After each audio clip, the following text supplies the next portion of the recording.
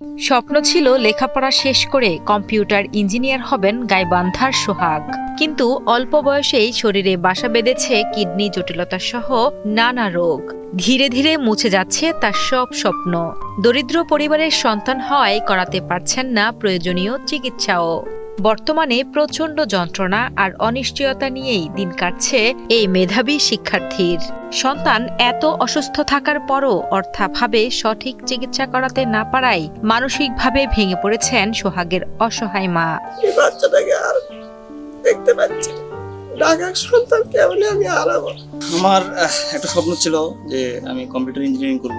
এরপর আমি কারিগরি টেকনিক্যালে ভর্তি হই। ওখানে এসএসসি এক্সাম পাস করার পর ওই সময় আমি একদম আরো গুরুতর অসুস্থ হয়ে যাই, যার ফলে আমার লেখাপড়া কর্মক্ষেত্র সবকিছু বন্ধ হয়ে যায়। গাইবান্ধা সদর উপজেলার উত্তর হরিণসিংহা গ্রামের শিক্ষার্থী নূরে আলম সোহাগ ৩ ভাই বোনের মধ্যে বড়।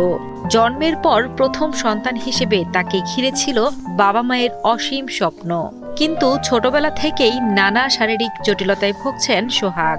চিকিৎসকের কাছে গেলে জানতে পারেন তার মূত্রথলিতে কিছু সমস্যা রয়েছে। মাত্র ৩ মাস বয়সেই করা হয় প্রথম অপারেশন। এরপর শিশু হাসপাতাল ও ঢাকা মেডিকেলে আরও ৭ বার অস্ত্রোপচার করা হয়। ধার দেনা করে লাখ লাখ টাকা খরচ করে চিকিৎসা করালেও সুস্থ হননি এই তরুণ। বর্তমানে কিডনি সহ বিভিন্ন জটিল রোগে আক্রান্ত তিনি।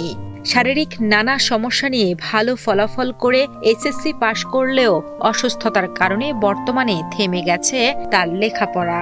ধীরে ধীরে বিলীন হয়ে যাচ্ছে তার ইঞ্জিনিয়ার হওয়ার স্বপ্ন।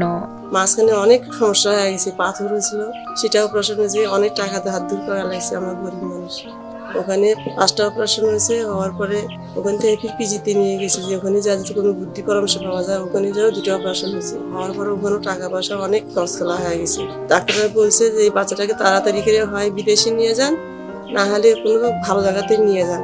চিকিৎসকের পরামর্শ অনুযায়ী সোহাগকে সুস্থ করতে হলে প্রয়োজন বিদেশে নিয়ে উন্নত চিকিৎসা করার। তবে তার জন্য দরকার আরও 7 থেকে 8 লাখ টাকার, যা সোহাগের দিনমজুর বাবার পক্ষে কোনোভাবেই সম্ভব না। এদিকে টাকার অভাবে উন্নত চিকিৎসা করাতে না পারায় নিভে যেতে বসেছে সোহাগের জীবনের আলো। তাই সোহাগকে সুস্থ করতে সরকার ও সমাজের বিত্তবানদের কাছে আর্থিক সহযোগিতার জন্য আকুতি জানান সোহাগ ও তার পরিবার। আমার চিকিৎসার কাজে সরকার বা বিত্তমান যে লোকজনেরা আছে, বড় বড় আছে, সবাই আমার চিকিৎসার কাজে এগিয়ে আসে, তো আমার জন্য অনেক সুবিধা হয়।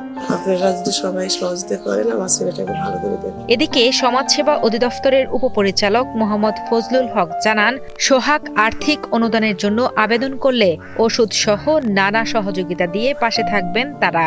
সে যদি আর্থিক অনুদানের জন্য আমাদের কাছে আবেদন করে, তাহলে আমরা সমাজ কল্যাণ পরিষদ থেকে তাকে কিছু আর্থিক সহায়তা করবো। আর সেই সাথে সে যদি আমাদের হাসপাতালে যদি ভর্তি হয় এবং সেখানে যদি তার ট্রিটমেন্ট বা ওষুধপত্রের কোনো প্রয়োজন হয়, সেটা আমরা তাকে ওষুধপত্র দিয়ে সহযোগিতা করতে পারি।